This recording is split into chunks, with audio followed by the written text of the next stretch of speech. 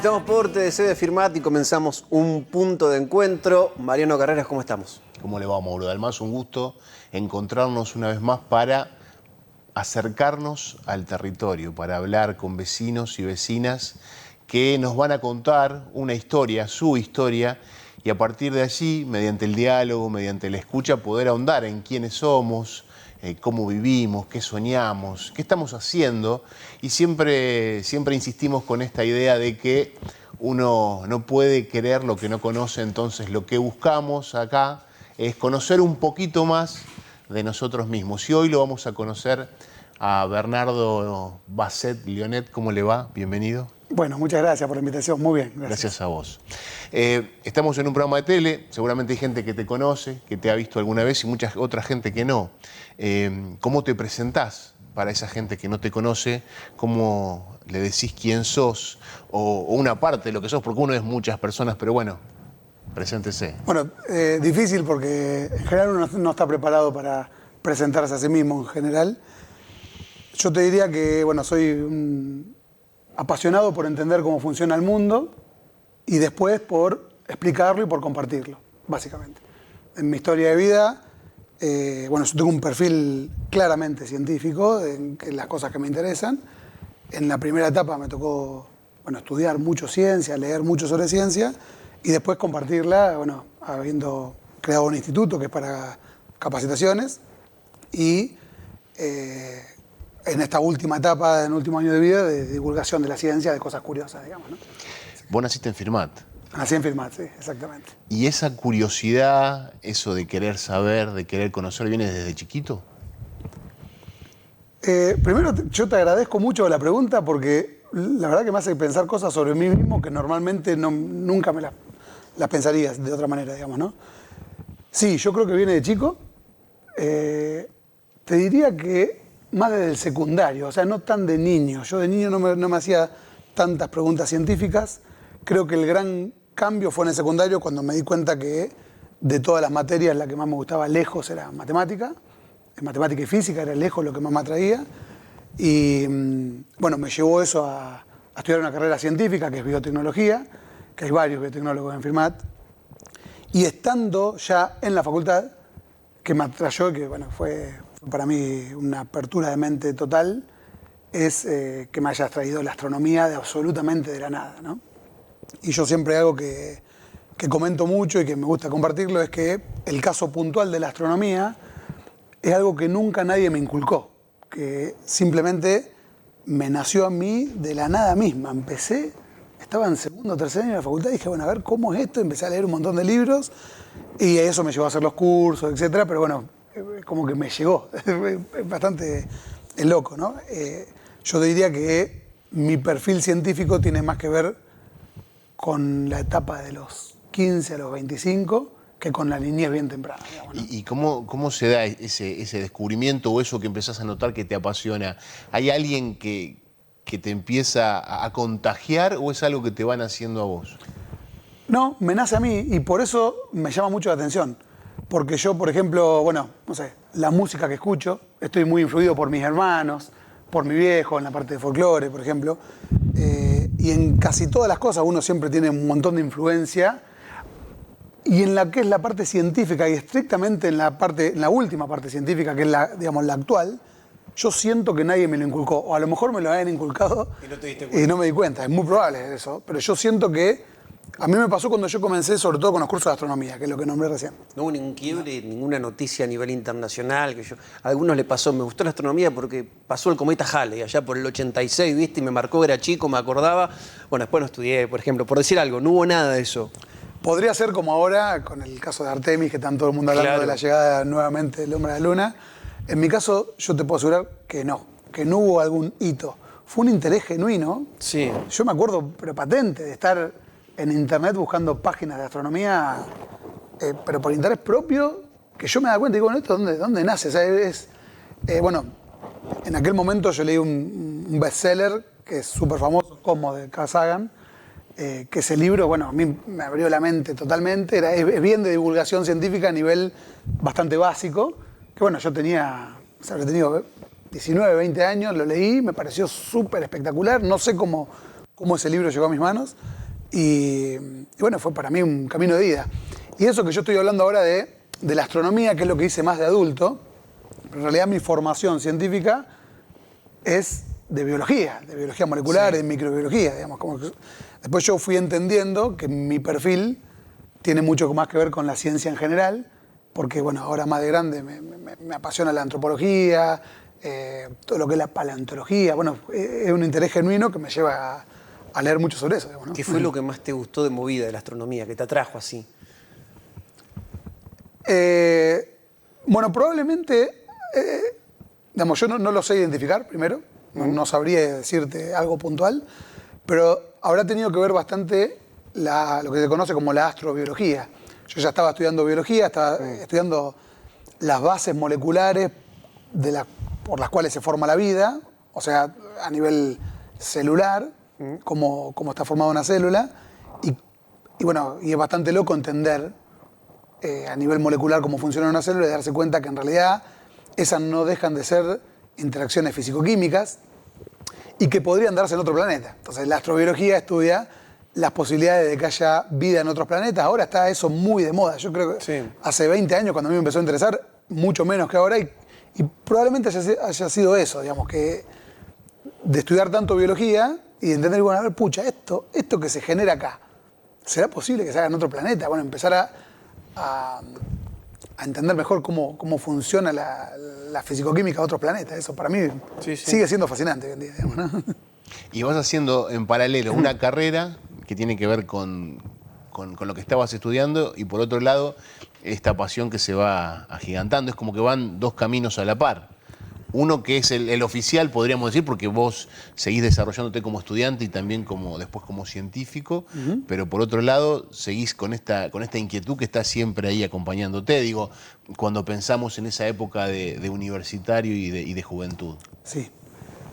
Está bueno pensarlo, y yo creo que era consciente, sobre todo cuando estaba haciendo el doctorado, porque en aquel momento, digamos, obviamente mi formación en biología, microbiología, es profesional, digamos. Yo estudié eso, me recibí, hice el doctorado, entonces en eso yo tengo conocimientos que son, creo yo, que son realmente sólidos, porque bueno, fueron pasados por exámenes, mientras que mis conocimientos de astronomía, sin embargo, yo ahora doy los cursos de astronomía acá, yo los aprendí con cursos destinados a la divulgación, no a formar un profesional. O sea, yo no soy ni por cerca astrónomo profesional, y entonces eran dos caminos que claramente uno era más profesional y el otro era más como un juego.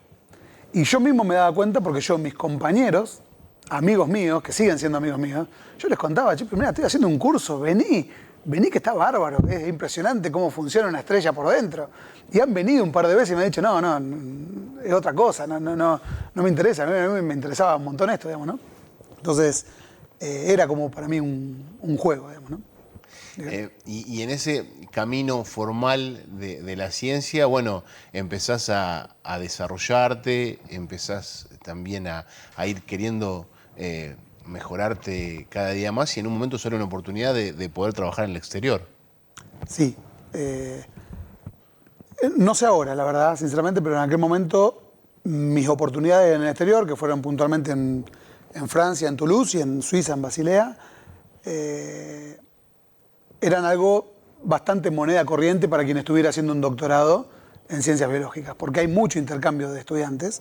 Yo creo que ahora también, pero como justo hay un recorte grande en la ciencia, probablemente esté también bastante recortado el tema de los viajes. Y yo tuve la suerte de caer por primera vez en el año 2012, tenía 25 años. ¿Apenas te habías recibido? Sí, llevaba 2 años de recibido, estaba en la mitad del doctorado, y surgió la oportunidad de irme unos meses a trabajar a Toulouse. Que además, Toulouse justo es el lugar donde se ensamblan los aviones de Airbus y que por lo tanto hay muchos ingenieros aeronáuticos y tienen mucho de astronáutica también. Entonces la sociedad que vive allá, yo mismo allá tomé cursos de astronomía y de astronáutica, sobre todo para entender lo de los trajes espaciales, etcétera, que fue como una casualidad enorme, digamos, porque bueno, yo fui por mi doctorado en ciencias biológicas, fui a trabajar en un laboratorio, me re divertí, aprendí un montón de cosas, pero al mismo tiempo aprovechaba el tiempo libre y me hice unos cursos de astronomía ahí, además de, bueno, obviamente de viajar como cualquier persona, ¿no?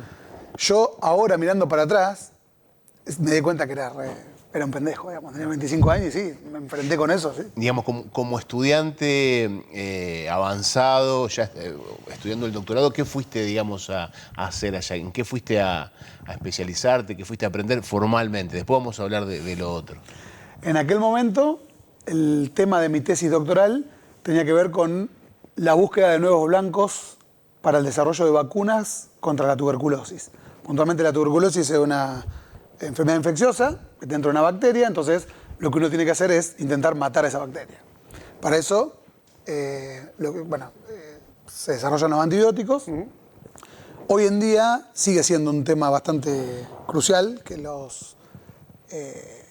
tuberculosis tiene cepas que son extremadamente resistentes y como consecuencia de eso, el tratamiento es un tratamiento súper prolongado y muchas veces súper doloroso. Entonces la gente no lo termina de hacer y las bacterias que te quedan alojadas en el pulmón después te puede volver la tuberculosis activa y obviamente, eventualmente llevarte a la muerte, ¿no? Entonces en el tema que yo estaba estudiando en Argentina, de mi tesis, estaba buscando nuevos blancos moleculares para apuntar con un antibiótico a ese blanco y poder desarrollar algún antibiótico que pueda eventualmente matar la bacteria y curar la tuberculosis, digamos, ¿no? A grosso modo. Entonces, el grupo en el cual trabajaba yo en Rosario, en ese momento estaba haciendo doctorado en Rosario, colaboraba con un grupo de Toulouse. Y yo, en la pura verdad, que caí en el medio, porque yo tenía a mi jefe que colaboraba con un grupo de allá, y bueno, yo era el estudiante que justo estaba en el lugar indicado, en el momento indicado. Entonces, había que mandar a un estudiante a hacer experimentos allá, que son... Los intercambios son espectaculares, sobre todo espectaculares para los sudamericanos, porque nos permiten a nosotros usar maquinaria allá. Yo esto es el año 2012, que ahora yo creo que la brecha incluso es cada vez más grande. Hay allá equipamientos que acá no existen. Hay infraestructura, hay manera de llegar a un montón de sustratos y de cosas que se necesitan en el laboratorio, que en Argentina es imposible. Entonces yo iba con el conocimiento que yo ya tenía de los blancos que nos estábamos estudiando nosotros a llevarlos a Francia para intentar usar los equipamientos de ellos y avanzar más. Y dicho y hecho, porque yo allá estando 6 meses avanzaba lo mismo que en Argentina, probablemente en 2 años. Y es patente que fue así. ¿Cómo era el desafío que tenías que hacer, digamos, en esos 6 meses? Excelente pregunta. La respuesta es un desafío por un divulgador, que es justo lo que yo estoy intentando hacer con lo del podcast. Claro. Entonces está bueno que me pongas en el aprieto de preguntar, digamos, ¿no? Lo que yo estudiaba puntualmente eran estos blancos moleculares. Sí. O sea, estudiaba una proteína, que básicamente era una proteína de la bacteria de tuberculosis, que nosotros lo que queríamos en aquel momento era buscarle alguna molécula que sea capaz de inhibirla. Así funciona un antibiótico. Sí. La penicilina funciona así, ataca una proteína de una bacteria, nada más que de otras bacterias, no de tuberculosis, y entonces vos te tomás la pastillita de amoxicilina y mata a la bacteria se muere, entonces vos te curás, ¿no? Así sería. En la tuberculosis nosotros teníamos muy estudiado la molécula, la proteína de la tuberculosis, y lo que yo hacía allá era probar diferentes blancos que sean capaces de inhibir la actividad de esa proteína. Sí. Y eso se hace con unos robots que son muy locos, son unas placas que tienen unos huequitos muy, muy, muy chiquititos y que se necesita dispensar líquidos de una manera muy puntillosa, muy precisa, que acá no estaba, pero que nosotros teníamos todo el conocimiento y que teníamos toda el expertise, el know-how para saber cómo llevarlo adelante, pero no teníamos el equipamiento. Entonces iba yo y lo llevaba adelante y probaba 1000 moléculas que sean capaces de inhibir. De esas 1000 moléculas salían 3 o 4 que, bueno, es una manera... ¿Y tenés que prepararte psicológicamente para eso, para que no sea frustrante? Cuando haces las pruebas y no vas saliendo, digamos, no vas logrando el objetivo primario. A lo mejor otros sí, yo no. No. Porque la verdad que a mí, sinceramente... Porque es un camino que puede derivar en algo que sea bueno. Bueno, claro. Primero yo creo, y lo puedo decir ahora, pero en aquel momento seguramente no lo pensaba así, uno sabe como científico que la ciencia funciona así. Vos sabés que el experimento lo vas a llevar a cabo y sabés que puede fracasar. Y que en realidad no es un fracaso, es entender que esas moléculas que probaste no funcionaron. Primero eso. Y segundo, que a nivel personal, yo te puedo asegurar que yo con 25 años lo que yo quería era poder irme a trabajar allá. Claro. Y después, sinceramente, la parte científica, en mi caso personal, pasó a segundo plano. Es decir, bueno, yo tuve la experiencia de vivir eso, que para mí sigue siendo fantástico haber podido hacerlo. Y si fracasaba la parte científica, bueno, no sé, lo intentamos. Y lo intentamos bien. O sea, yo cuando fui, puedo asegurar que no fui a perder el tiempo. Fui, trabajé todo lo que tenía que trabajar. Hice las cosas, por suerte salieron algunas cosas muy bien. Y uno se trae lo que funciona y lo que no funciona. Y por suerte, de esas 1000 moléculas que probamos, algunas anduvieron bien. Y esas son las que después se sigue el camino hasta tratar de desarrollar un antibiótico. ¿Se logró desarrollar ese antibiótico? Es una buena pregunta, y es la pregunta frustrante de siempre. No. Claro. ¿Pero por qué no? Porque la búsqueda es una búsqueda que siempre el desarrollo de un antibiótico lleva literalmente siempre, muchísimos años. Yo puedo asegurar que las moléculas que yo probé no llegaron a ser un antibiótico, pero el conocimiento que se produjo a partir del experimento que yo fui capaz de hacer está en manos de hoy otros estudiantes que van a desarrollar el antibiótico. Claro. Es así funciona, te lo puedo asegurar.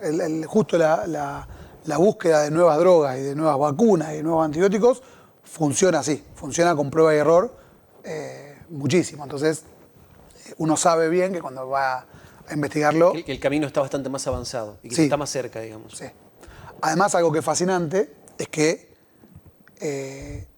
toda esa parte que yo hago es bien la primera, que es en un laboratorio, en situaciones súper controladas, con un cultivo de bacterias. Pero después, si el antibiótico vos ves que funciona más o menos bien, viene toda una etapa gigante adelante, que son los ensayos clínicos. Los ensayos. Fase 1, fase 2. Exactamente, probarlos en humanos, Sí. va primero en un humano, después en un grupo reducido, y eso lleva un montón de años y normalmente lo llevan a cabo las farmacéuticas, ¿no? Claro. Hasta esa etapa, obviamente yo no solo no llegué, sino que no hubiera tenido yo el conocimiento para llevarlo adelante, digamos, ¿no? Digo, en la ciencia vos sos el eslabón de una cadena. Sí, es totalmente así. Claramente. Sí. Digo, porque hoy pensamos el mundo de manera tan apresurada, tan individual, donde uno tiene que aparecer, que lucirse, digo, y el trabajo científico y los logros científicos son tiempo, anonimato, error, prueba, error, hasta que en algún momento alguien de todos esos va a por ahí dar en la tecla, pero en base al conocimiento de los que estuvieron antes. Sí, definitivamente funciona así. En el correo yo escribí una nota, hace poco salió, que fue muy conocido, el streaming del CONICET, que estudiaba el fondo marino, donde de golpe esos científicos fueron estrellas, creo que me ganaron incluso Martín Fierro, que yo estoy muy contento por eso, pero justo lo que escribí en esa nota fue, bueno, pero no se está viendo todo el trabajo que hay detrás para poder hacer todo ese camino, ¿no? Yo de eso estoy convencido de que es siempre así. La búsqueda de una droga es definitivamente así, un trabajo ¿Colectivo? que es súper colectivo. Toda la ciencia es así, pero para la búsqueda de una droga en particular es un camino muy largo donde intervienen miles y miles de personas, digamos, ¿no? Y en el medio de todo este desarrollo, en Toulouse también aprovechabas el tiempo libre para profundizar en esto que te apasiona ya desde ese momento, que es la astronomía. ¿Qué había, contanos nuevamente, qué había ahí en Toulouse que dijiste, bueno, mato 2 pájaros de un tiro? Sí, fue una casualidad grande, porque justo Toulouse tiene la fábrica Airbus. Airbus es la fábrica de aviones. Junto con Boeing, que está en Estados Unidos, la fábrica de aviones. Airbus está en toda Europa. Lo fabrican en España, en Alemania, en Reino Unido, pero justo en Toulouse, a la vuelta donde estaba yo, es donde los ensamblan. Entonces llegan las alas, llegando y forman el avión entero, y ahí lo fabrican, entonces hacen todos los vuelos inaugurales, etc. Entonces la fábrica que hay en Toulouse de aviones, imagínate, vos estás viviendo en una ciudad donde al lado hay una fábrica de aviones. Entonces es mucho, claro. Y como consecuencia de eso está lleno de ingenieros aeronáuticos. Airbus también produce muchas cápsulas para la Agencia Espacial Europea. Entonces, mucha de la gente que vive en Toulouse es gente experta en el espacio, en los vuelos. Y como consecuencia de eso, hay buenos cursos de astronomía y de astronáutica puntualmente. Y bueno, yo caí de casualidad, porque yo fui a hacer otra cosa en otro instituto, pero que estaba en la misma ciudad. Bueno, como caí ahí, me enteré que estaba en los cursos de astronomía. Te hice anotaste, algunos. ya que estaba... Claro, me anoté los cursos y hice algunos, ¿no? Que para muchos, y sobre todo a esa edad, parece una pérdida de tiempo en el sentido de que muchos a esa edad lo que hacen es salir del laboratorio y tratar de irse joda lo más rápido posible, ¿no? Que a mí, yo ese bicho lo tenía, que me preguntaba, ¿qué estoy haciendo acá? Me pasaba re seguido, ¿no? En los cursos que hacía, por ejemplo, en Rosario, el primer curso era los viernes a las 7:30 de la tarde. Yo iba en bici por el Parque Urquiza, porque lo hacían en el planetario, y me preguntaba a mí mismo, digo, bueno, yo acá me estoy metiendo acá a estudiar, y veía que todos en el Parque Urquiza van corriendo al lado. Bueno, para mí es una cosa que es como un diablito que te habla todo el tiempo atrás y que decís, no sé, o sea, en aquel momento me daba como cosquilla estar metiéndome en un lugar que no era el más elegido por la mayoría. ¿Y digamos, qué ¿no? te trajiste en materia de astronomía de Toulouse, de esos cursos? ¿Qué aprendiste ahí que no sabías? ¿Qué te llamó la atención que quizás no conocías? Creo yo que astronáutica. Astronáutica, lo dice la palabra, lo que yo había estudiado en Rosario era astronomía. Astronomía, toda la física del espacio. Yo había estudiado mucho los planetas, las estrellas, los agujeros negros, la evolución del universo. Todo un curso, los que había hecho en Rosario, mucho más teóricos, que son muy parecidos a los que yo doy acá en Firmat. Así. En Toulouse yo estudié astronáutica, que es cómo las naves van a ponerse en órbita alrededor de la Tierra o cómo se van a la Luna. Tiene más que ver con la ingeniería de los cohetes, de las naves espaciales y de los trajes espaciales para ser capaces de nosotros de ir. O sea, la astronáutica es toda esa parte. Yo aprendí mucho en Toulouse de astronáutica, que justamente ahí, bueno, fabrican las naves espaciales, así que imagínate. Claro. Bueno, sí, es loco. ¿Hay preguntas de la astronomía que no le encontrás respuesta y que te hacen ruido en la cabeza todo el tiempo? Por ejemplo, te tiro un ejemplo. A mí me desespera el infinito. No saber dónde corta el límite, ¿entendés? ¿Dónde terminan las cosas? ¿Dónde está la pared? Claro, ¿dónde está la pared? Y si hay una pared que hay del Claro. otro lado de esa pared, o sea, eso me desespera. ¿Hay algo así que te vuelva loco? Es una pregunta espectacular. Te puedo asegurar que sí, sí hay. Es una pregunta que yo mismo hago cuando entrevisto a gente. Como yo leí muchos libros de divulgación científica, ya tengo preparada la respuesta de alguna manera, pero es que la tengo estudiada y al tenerla estudiada pienso que la sé, pero en realidad en el fondo no la sé. Digamos, esa pregunta que vos decís, en realidad de intentar tocar la pared, tiene una respuesta, que si vos en el universo vas, la teoría lo que dice es que si vos vas en línea recta para algún lado, en algún momento aparece por atrás. O sea, el universo no tiene un final, pero porque de alguna manera es como si vos estuvieras caminando por la superficie de una pelota, o sea, volvés a aparecer en algún lado. Pero eso es lo que yo mismo me contaron. La pura verdad que sí tengo las mismas preguntas. Mayor a esa, y que es una pregunta que se hace la mayoría de la gente, es, bueno, ¿qué pasó antes del Big Bang? Claro. ¿No? El Big Bang es el momento donde nació el universo. Sí. Y muchos científicos hacen el esfuerzo. Que sería que es la nada, digamos, más o menos. Claro. Que es la nada. Es más desesperante todavía la nada. Graficarse la nada. Sí, es muy difícil porque roza realmente con lo filosófico.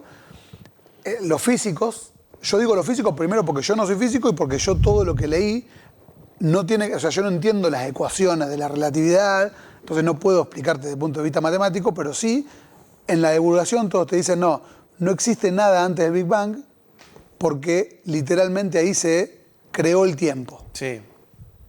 Claro, y yo escucho esa frase y digo, bueno, se creó el tiempo, pero bueno, a ver. Contámelo de otra manera. Claro, vos vas para atrás, está el Big Bang y bueno, y uno se pregunta qué hubo antes. Digamos, esas son preguntas que, bueno, yo no las sé, pero no las sabe nadie en la humanidad, ¿no? Eso es algo hermoso de la ciencia, creo yo. ¿Hacemos una pausa? ¿Me Hagamos parece? una pausa. ¿Te quedás, Bernardo? ¿Volvemos en un rato? ¿Sí? Muchas preguntas dando vuelta.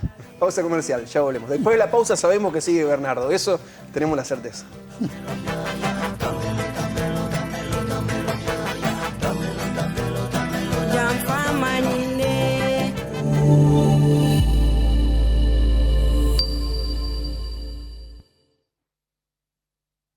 Mutual Anfac, soluciones pensadas para vos.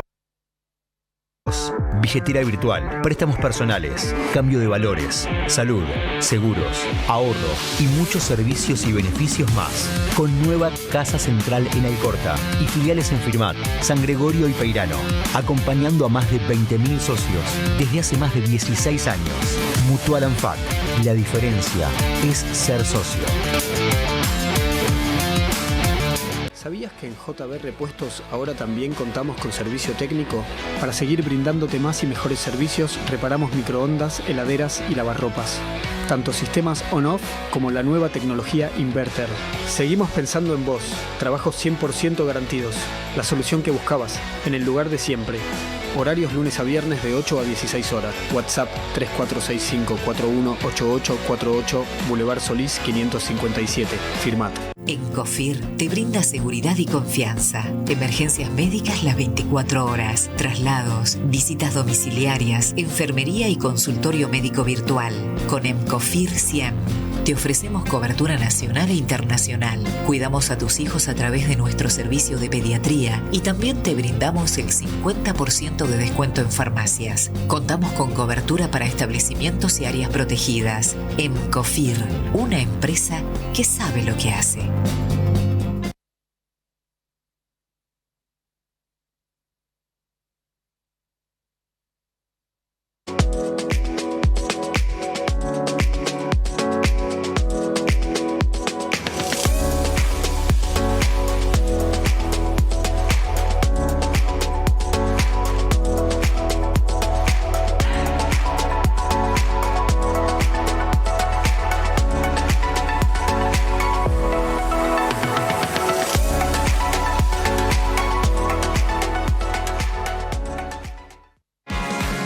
En Dulce Manía podrás encontrar un mundo de golosinas, salados, cotillón y muchas cosas más para todos los eventos y ocasiones de tu vida. Aceptamos todos los medios de pago sin recargo alguno y tenemos muchas promociones para cuidar tu bolsillo.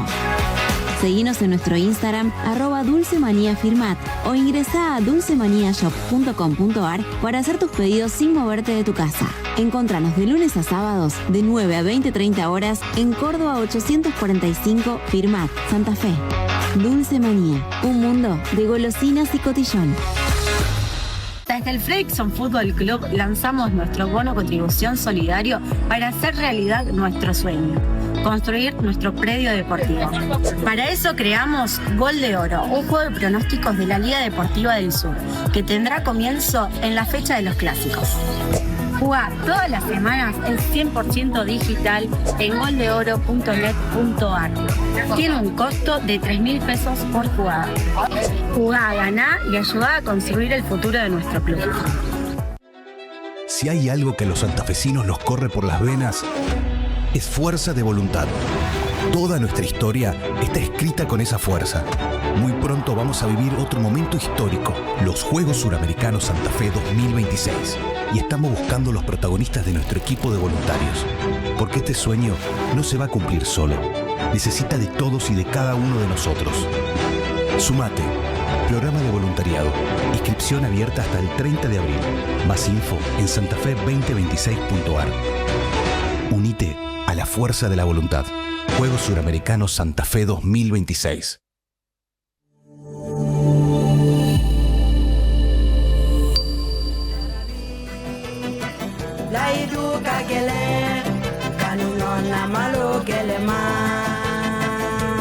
Nuevo bloque de Punto de Encuentro. Seguimos, Mariano. Exactamente, y estamos hablando con Bernardo Basset-Lyonet. Y nos contaba, antes de hacer la primera pausa, de tu primera ida a Francia, que es uno de varios viajes que haces a Europa en este camino de la investigación científica. ¿Cómo sigue después ese recorrido? Sí, efectivamente. Yo creo que tuve literalmente la suerte de volver, porque en la primera estadía ciertos resultados dieron muy bien, entonces volví a Argentina y tuve la oportunidad de volver 2 veces más a Toulouse, que eran enmarcados dentro del mismo proyecto, como para avanzar más veces con lo mismo. Digamos, pensado de otra manera, si bien fueron 3 viajes diferentes, es como si hubiera sido un solo viaje más largo, claro. Porque era el mismo proyecto, era básicamente continuar con lo mismo. A mí me sirvió obviamente que fueran 3 viajes diferentes a título personal, porque años diferentes, vacaciones diferentes, etc. Pero en lo que es el proyecto, era parte del mismo proyecto y se avanzó un montón durante 3 años.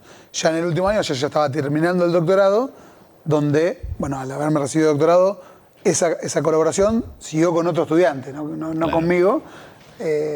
Y yo después tuve la suerte de de hacer otros 2 viajes en Suiza, en Basilea, ya una empresa farmacéutica, Novartis, que, bueno, justo abrieron un programa completamente diferente a mis estadías en Toulouse, no tiene nada que ver una cosa con la otra, pero bueno, que me permitieron a mí tener nuevas experiencias en el exterior y completamente diferente, porque en Toulouse era en un laboratorio de una universidad, mientras que en Basilea era en un laboratorio privado de una empresa farmacéutica. ¿Y ahí cuál fue la tarea?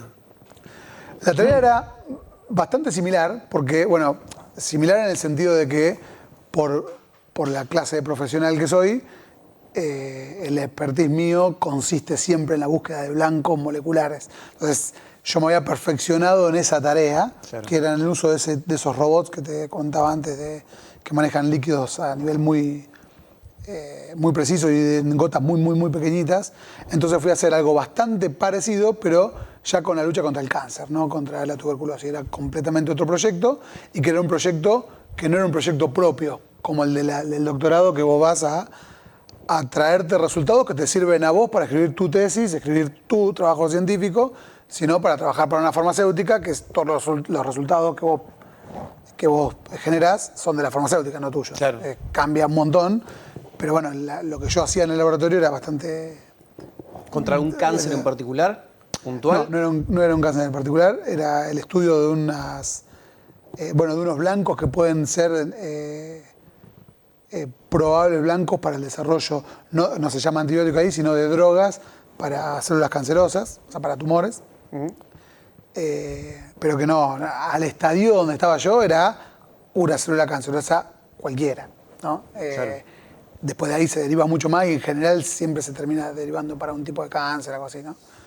Pero lo que hice yo, no, es mucho más atrás en el tiempo. Digamos. ¿Y cómo fue esa experiencia? En 2 años, 2 oportunidades, por lo menos. Fueron 2 oportunidades, bueno, totalmente transformadora, la verdad, porque realmente otro nivel, al ser privado, al ser Suiza, al ser una empresa farmacéutica, era como una combinación perfecta donde, como todos decimos, estaba literalmente, a mí me tocó vivirlo de cerca, la perfección que estaba ahí. Bueno, yo le saqué un montón de provecho, me trajo un montón de amigos, desde el punto de vista científico valió un montón, y sobre todo en este tipo de empresas yo fui a unos programas donde tiene mucho que ver con el trabajo que yo hice después, donde nos capacitaban en la comunicación de la ciencia, nos capacitaban en cómo sentarse a hablar. Yo me acuerdo que tenía, por ejemplo, una de las primeras veces que fui, me hicieron dar una presentación en PowerPoint. En aquel momento era PowerPoint, hoy en día está medio obsoleto. Sí. Una presentación de 15 minutos donde una cámara te grababa y después una persona te analizaba todos los gestos y te decía, bueno, acá te dijiste tal cosa, dijiste tal otra, está bien, está mal. Obviamente todo eso en inglés, y bueno, vos expresando toda tu parte corporal, que yo en aquel momento la tenía menos, yo creo que a mí me falta un montón todavía, pero mucho menos desarrollada que hoy, pero aprendí un montón de cosas, digamos, ¿no? Claro. ¿Cuántas horas por día en el laboratorio? 8. 8. Sí, era como una jornada laboral, ¿no? Nosotros te preguntamos cuál es tu tarea, vos decís, encontrar blancos, digamos. Claro. Para tratar de combatir una enfermedad. ¿Cómo nos podés describir, digo, desde que llegas a abrir la puerta, entras al laboratorio, 8 horas ahí adentro, cómo eran esas 8 horas de encontrar blanco, como decís? Está muy buena la pregunta, porque tiene mucho que ver con mi labor posterior. O sea, a mí me gustaría primero decirte, bueno, yo al volverme de Suiza, por segunda vez, ya fui, a medida que fui creciendo, sí, teniendo cada vez más claro que yo no era una rata de laboratorio y que yo quería hacer algo que estuviera por fuera. A mí me gustaba mucho más la comunicación de la ciencia y la parte científica que tenía que ver con otros humanos, y no tanto la parte de laboratorio. Entonces, por eso tiene mucho que ver. Pero puntualmente, ¿qué se hace en un laboratorio? Bueno, vos tenés una mesada larga donde, para mí, yo lo comparo mucho con cocinar, porque tenés unas recetas, la diferencia es que son recetas muy precisas, no es como hacer pan, que más o menos. Tenés recetas y después tenés centrífugas, balanzas, y entonces se trabaja mucho con las manos, literalmente. Yo tenía que agarrar las bacterias, sacarlas de una placa de Petri, ponerlas en otra, poner a centrifugar media hora. Bueno, cuando ponía a centrifugar media hora, todas las mesadas de laboratorio tienen al fondo una computadora. En la computadora yo analizaba los resultados, bueno, y así 8 horas, porque básicamente ese proceso de, por ejemplo, algo que se le enseña a los alumnos, extraer ADN de una célula. Extraer ADN de una célula es un protocolo que lleva 3 horas. Y lleva 3 horas, entonces bueno, vos lo arrancás y es como si hubiera que estás cocinando. Seguís todos los pasos, lo tenés escrito en un protocolo y básicamente esas horas de laboratorio, que también entre medio almorzar y hacer un montón de otras cosas, ¿no? Se consumen en eso, en trabajar mucho con las manos y en diseñar los experimentos en la computadora. Así dividido, yo en aquel momento hacía un horario que era de corrido, acá en el Rosario también, que era de 9 de la mañana a 5 de la tarde, entre medio almorzaba 1 hora, entonces formalmente por ahí era un poco menos de 8, o a veces más, según el experimento que esté llevando a cabo, y era eso. Y te digo esto porque justo vos me tocaste tanto de cerca, yo la parte de laboratorio en un momento la empecé me empezó a gustar cada vez menos, a mí, sinceramente. La parte de trabajar con las manos, de pesar, de poner a centrifugar, a mí cada vez me estaba alejando más. Yo creo que eso tiene mucho que ver con mi personalidad puntual, que yo ya medio me conozco, que entre el doctorado y el postdoc fueron 7 años que trabajé entero en un laboratorio, si uno cuenta la tesina son 8, y después de 8 años de hacer la misma cosa o algo parecido, sí. Bueno, uno empieza a buscar otros horizontes. A mí me recontra pasó. No había en lo cotidiano algo que te genere adrenalina, que te genere una expectativa ante la respuesta de eso que estabas haciendo, digamos, que sea una sorpresa, algo positivo. Está muy buena la pregunta. La respuesta es que sí, pero como el trabajo de laboratorio, como todos los trabajos, tiene la parte de protocolar, de cocinar, de 3 horas, que es bastante similar. Después, obviamente, cuando vos analizás el resultado, sí te llevas sorpresas y está bueno y vos analizás, pero es un trabajo que siempre es a largo plazo. Vos para sacar un buen resultado son 6 meses de laburo. Entonces, en el día a día, a mis amigos no, yo tengo muchos amigos que siguen trabajando en la mesada, pero a mí me empezó a pasar que la mesada, o sea, la mesada de laboratorio, refiero, una especie de tedio, digamos. Claro, me empezó a... No es a gustar menos, es a gustar más la otra parte. Cuando yo iba a los seminarios, tanto a escuchar como a dar los seminarios, lo disfrutaba muchísimo más. Entonces, me pasó puntualmente en Suiza, cuando estuve sobre todo la segunda vez, que yo veía que había personas que se dedicaban exclusivamente a la parte de comunicación de la ciencia y que ya no hacían trabajo del laboratorio. Claro. Y yo me daba cuenta que era mi perfil. Yo quería eso por sobre continuar con el trabajo de laboratorio, digamos, ¿no? ¿Y tuviste la oportunidad de quedarte en Europa? Sí, tuve la oportunidad. ¿Y decidiste volverte? Sí, eso ¿Y por qué? Bueno, eso toca muy de lleno con mi parte muy personal, digamos, ¿no? Con quien es hoy la madre de mis hijos, yo estaba de novio y yo quería y quiero compartir la vida con ella. Sabía que era una decisión drástica, pero me tocó de cerca. Yo tuve oportunidad de seguir trabajando en Europa y decidí volverme a FIMAT. Además de eso, bueno, no solo por amor, que estoy convencidísimo cada día más de haberla tomado así, otra cosa que además vale la pena por ahí compartir es que a mí me gusta mucho más la vida de pueblo y en Europa yo estuve en ciudades siempre, no en pueblos. Y por más que Europa es literalmente, por lo menos en mi experiencia, se vive infinitamente mejor que acá, en cuanto, por lo menos en el nivel económico, me refiero, no dejaba de tomarme el tranvía para ir a trabajar y a mí no me gustaba eso. Entonces, entre eso y sobre todo la compañía que yo tenía acá, decidí firmar, digamos, ¿no? Y te volvés y cómo empezás a acercarte a esto que decías que notaste que era tu pasión o que notaste que era el camino que querías transitar, que tenía que ver más con la divulgación que con el laboratorio. Yo antes de notarlo, de tenerlo súper claro, como recién les contaba, yo había había empezado a ser docente en la facultad. Es el camino de mucha gente, que primero arranca siendo ayudante de cátedra. Yo en aquel momento ya era JTP, tenía un cargo docente en la facultad, entonces daba clases de microbiología, me pasaba exactamente lo mismo. Yo disfrutaba muchísimo más dando clases por sobre el laboratorio. Eso me pasaba y me sigue pasando. Al mismo tiempo yo fundé un instituto, que es el que hoy lidero, y que tengo un equipo, por suerte, maravilloso, de otros profes que trabajan conmigo, donde ayudamos a chicos de primaria, secundaria, universidad e incluso a empresas a capacitarse en diferentes ramas. Yo toda esa parte la disfrutaba muchísimo más. Entonces, cuando tuve que tomar la decisión, que básicamente era la decisión del camino de investigador científico, o el camino de la docencia y del instituto que hoy en día lidero, y bueno, me fui por ahí. Fue una decisión que obviamente no fue fácil, pero bueno, hoy en día estoy orgulloso de haberla tomado así, digamos, ¿no?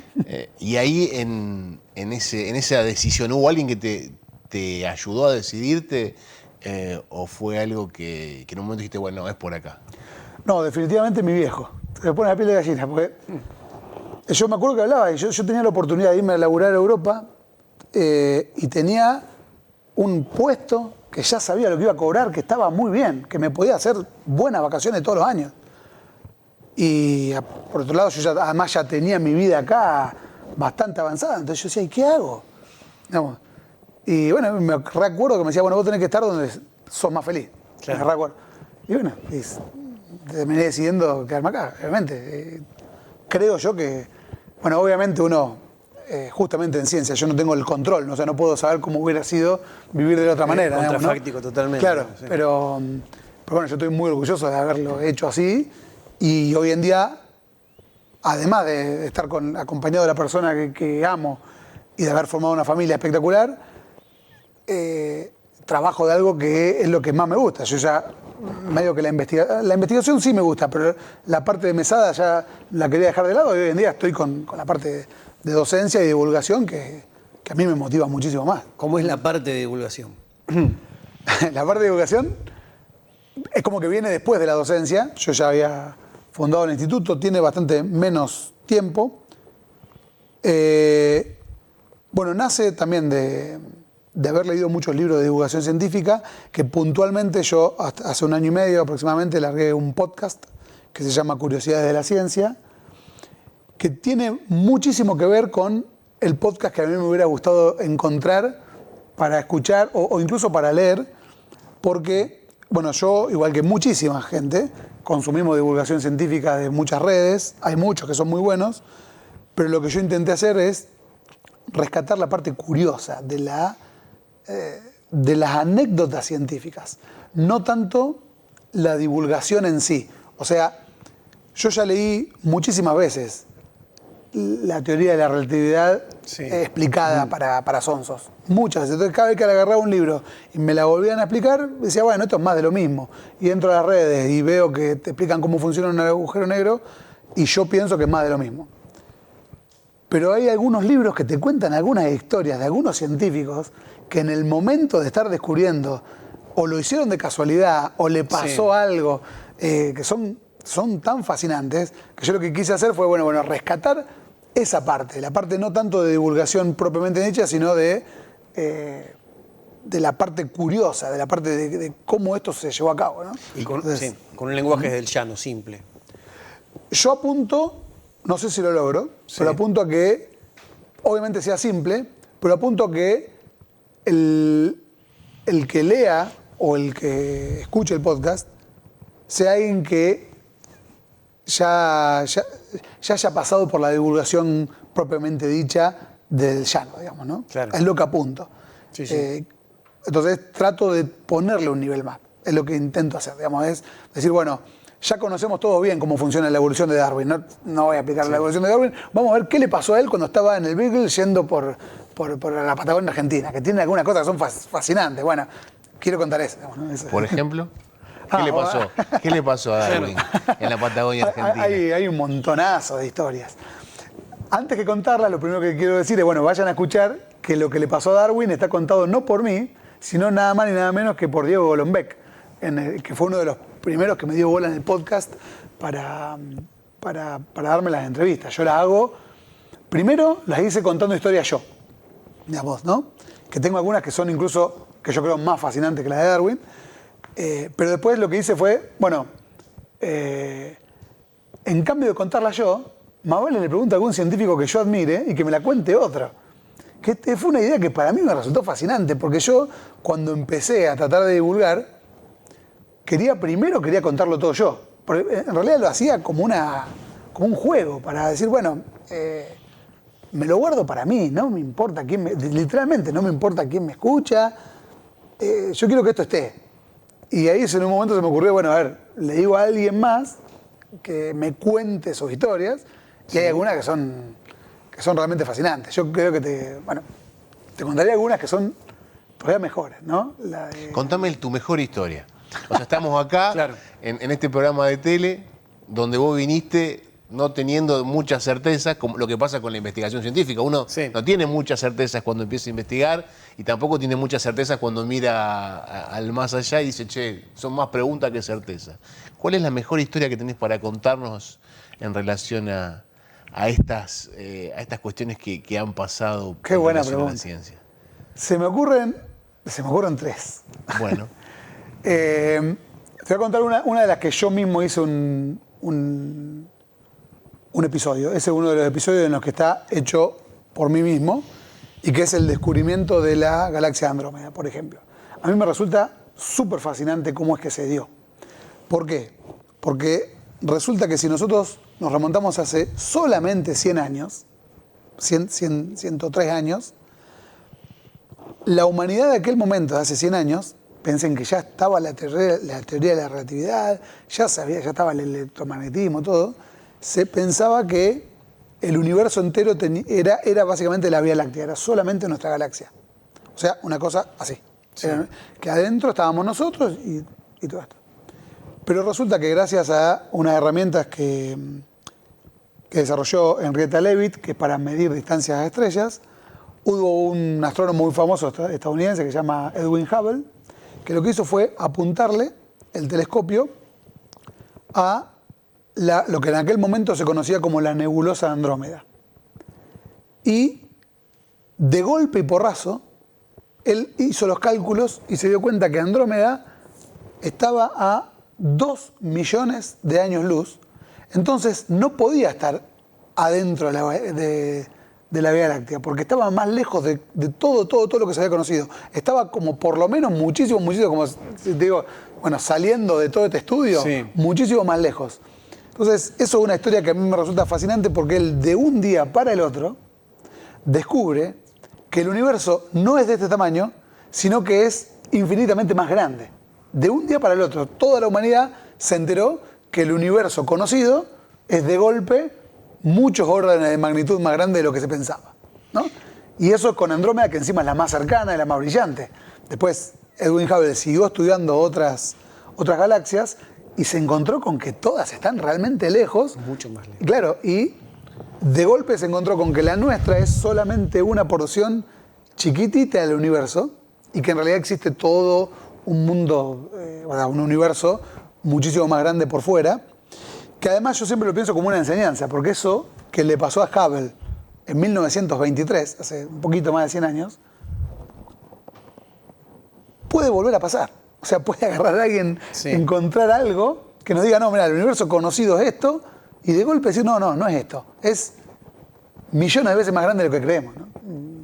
Eso me parece una de las historias más locas de la ciencia, de que fíjate que yo ahí no trato de no explicar un concepto, sino una anécdota de lo que sucedió, ¿no?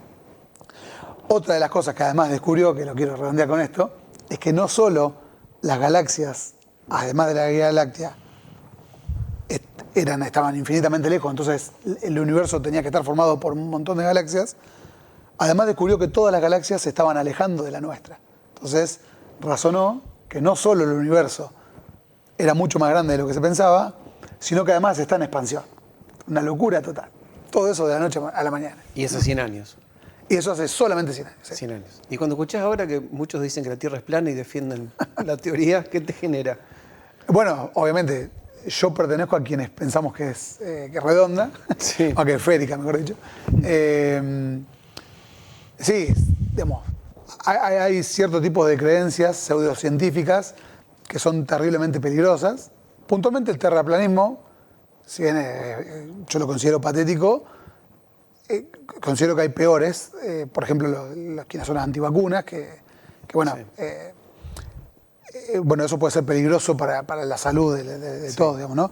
Pero sí, es bastante loco, bueno, obviamente una de las cosas que a muchos científicos nos lleva a la sorpresa, es decir, cómo puede ser que siendo la ciencia la base de casi todo lo que tenemos, digamos, yo estoy sentado en esta silla, las cámaras funcionan, todo, gracias a la base científica que tienen, bueno, no creamos en los científicos y tengamos que creerle a otras personas, digamos, ¿no?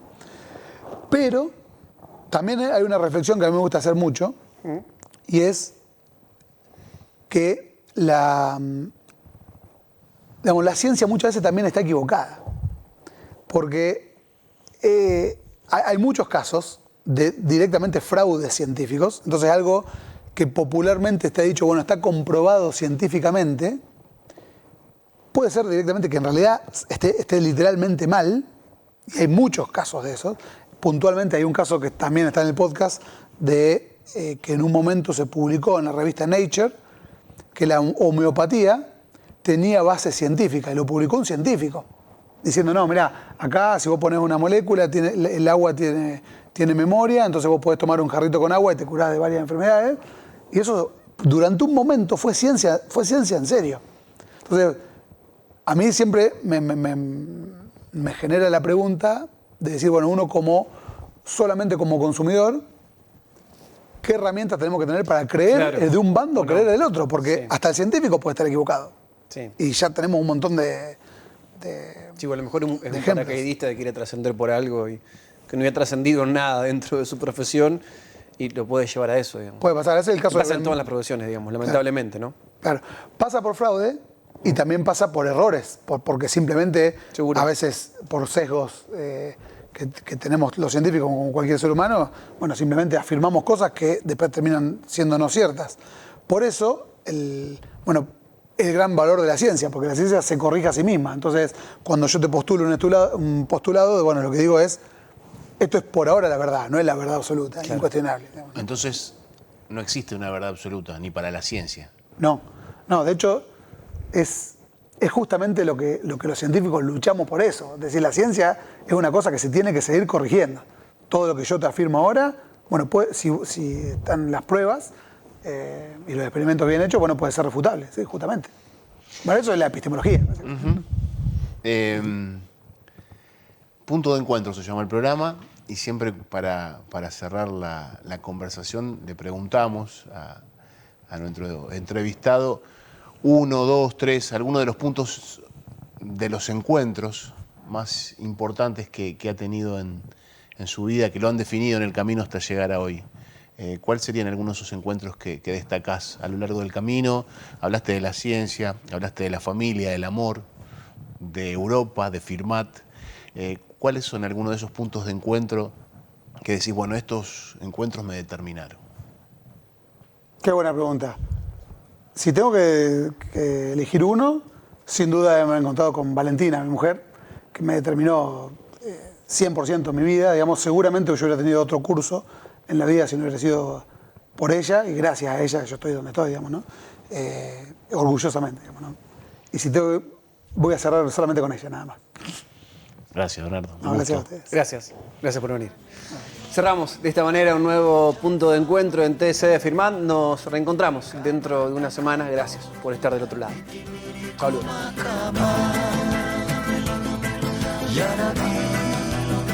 Ya